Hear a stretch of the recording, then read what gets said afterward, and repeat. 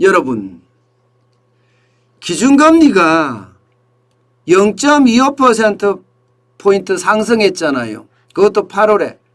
그래서 0.75%가 됐습니다. 그런데 요즘 예금금리 혹은 적금금리 장난 아닙니다. 너도 나도 금융기관에서 지금 예금금리, 적금금리를 올리고 있습니다. 그런데 진짜 놀랍게도 진짜 놀랍게도 11%의 어떤 금리를 올리는 데도 있습니다. 바로 이곳인데요. 상상저축은행, 제2금융권이죠. 상상저축은행의 뱅뱅뱅 원 플러스 정기적금이에요. 6개월 만기 상품인데 이거 판매하고 있거든요. 연 11%예요. 연 11%. 물론 최초 거래 고객일 경우 별도 조건 없이 우대금리 혜택을 받아서 모두 받아서 연 11%를 준다는 거예요. 연 11%. 난리도 아니죠. 난리도 아닙니다. 야, 뭐 이런 금리가 있을 수 있나? 뭐 이런 금리가 있을 수 있나? 이렇게 생각할 만큼 진짜 난리도 아니에요.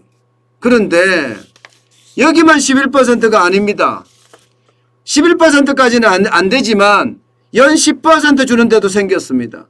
우리 종합금융 여기서 출시한 하이 정기적금이에요. 여기도 최대 연 10%입니다. 연 10%. 야, 물론 여기는 뭐 수시 입출금 계좌도 개설을 하고 또 마케팅에 대한 수신, 휴대폰으로 오는 수신 이것도 동의를 해야 한다고 하지만 어쨌든 10%까지 또 주는데도 또 있다니까 야 이거 진짜 놀라운 일이죠. 게다가 여러분 보시다시피 저축은행은 1년 만기 정기예금금리 다 올리고 있습니다. 다 올리고 있어요. 동양이 제일 많은데 그중에서도 동양이 제일 많은데 2.62%, 웰컴도 2.6%, 유지는 2.57%, O2는 2.55%입니다. 머스터 3일은 2.52%고요. 상상인, 이게 아까 상상인 저축은행이잖아요. 그죠? 상상인은 2.51%. 일반적으로 상상인은 2.51%인데 요게 뱅뱅뱅 원 플러스 원 정기 적금은 요게 특판으로 판매하는 그런 상품으로 보입니다.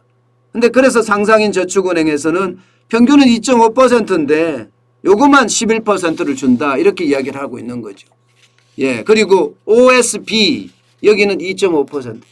문제는 이제 저축은행이 아무래도 1금융권보다는 위험하잖아요. 망할 가능성도 있고요. 만약에 금융위기가 터졌을 때는 그 감당이 안 되잖아요. 때문에 예금자 보호법에서 보호해 주는 만큼 아니 금리를 11% 준다고 하면 해볼 만하지 않아요? 해볼 6개월 만기인데 금리를 많이 준다고 하니까 이거 괜찮겠다. 그리고 전체적인 저축은행에도 마찬가지입니다. 근데 저축은행에서는요.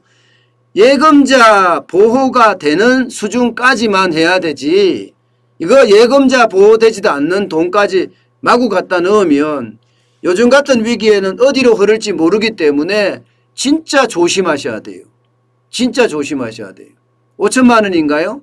5천만 원까지니까 진짜 조심하셔야 됩니다. 그 어느 때보다 자칫 잘못하면 저축은행에 넣고 그 은행이 지금 금융위기가 언제 발생할지 사실 몰라요. 진짜 몰라요. 언제 터질지 아무도 모릅니다. 그렇기 때문에 여러분 우리 부채가 너무 많잖아요. 게다가 지금 중국의 부동산 기업인 헝다의 어떤 이게 파산도 영향을 미칠 거라고 저는 보거든요. 그런 것까지 영향을 미친다면 시장은 굉장히 혼란스러울 겁니다. 때문에 저축은행에 대한 것은 아무리 금리를 많이 준다고 하더라도요. 혹하고 안 넘어갔으면 좋겠어요. 혹하고. 내가 할 수 있는 만큼 예금자 보호법에서 보호를 해주는 금액만큼은 괜찮지만 더 이상은 좀 무리지 않을까. 전 그런 생각은 해보고요. 실제 시중은행의 예적금 금리도 지금 계속 올리고 있습니다. 7월 현재 보면 0.97%예요. 1%에 이제 육박합니다. 예, 예적금 금리가. 이게 평균이고요. 평균이고 실질적으로 예, 뭐 4대 시중은행 내지는 5대 시중은행에 가서 가입을 하려고 그러면 이거보다가 훨씬 더 많이 올라갑니다. 지금 6월보다는 0.03%가 올라갔잖아요. 계속 올라가는 겁니다. 2020년 5월에 1.07%거든요. 그때 이후로 1년 2개월 만에 지금 최고치를 기록하고 있습니다. 예.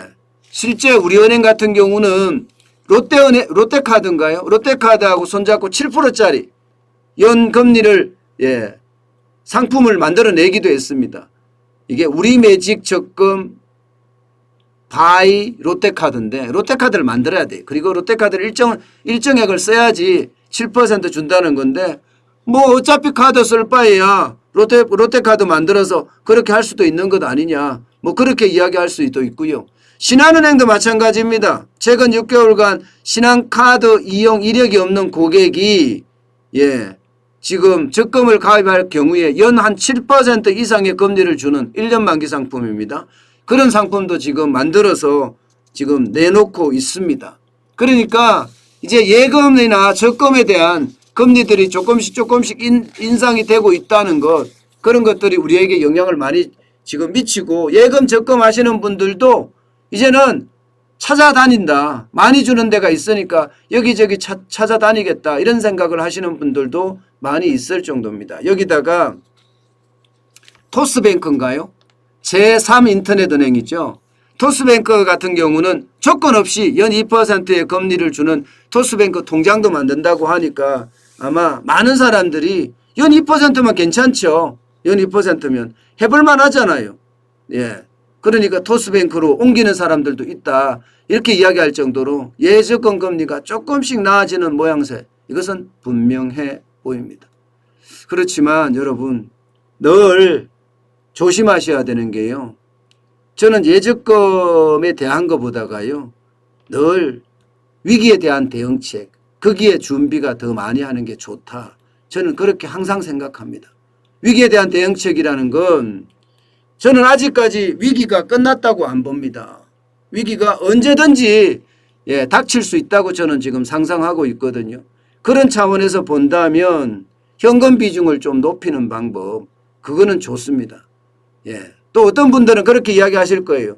아니 경기가 이제 제11순환기에 들어서서 경기가 회복 국면이라고 이야기하면서 왜 위기가 온다고 하느냐 이렇게 이야기하시는 분도 있을 수 있습니다.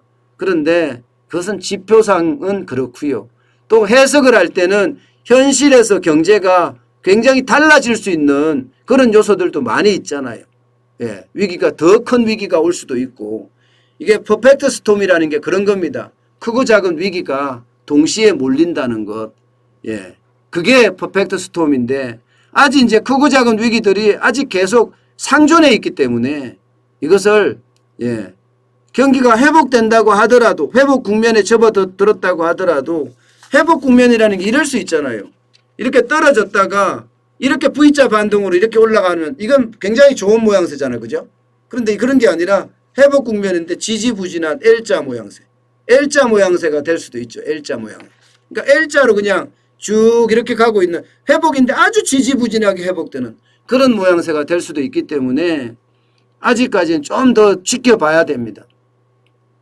예, 당장은 선행지수 순환변동치나 동행지수 순환변동치가 동시에 예, 7개월 동안 상승을 했기 때문에 지표상으로는 대순환기 중에 회복 국면에 접었다고 들었다고 이야기하지만 아직 현실에서 일어나는 것은 그보다 더 큰 위험도 있을 수 있으니 언제나 경제는요. 단순한 정해진 지표가 다는 아니에요. 계속 변화가 있을 수 있으니까 그것도 감안해야 된다. 네, 이렇게 말씀을 드리겠습니다. 어쨌든 뭐 현금 비중을 높이는 게 좋고요. 또 제2금융권에 대출을 이자를 많이 준다고 해서 무조건 들어가서 가입하는 것은 저는 반대입니다.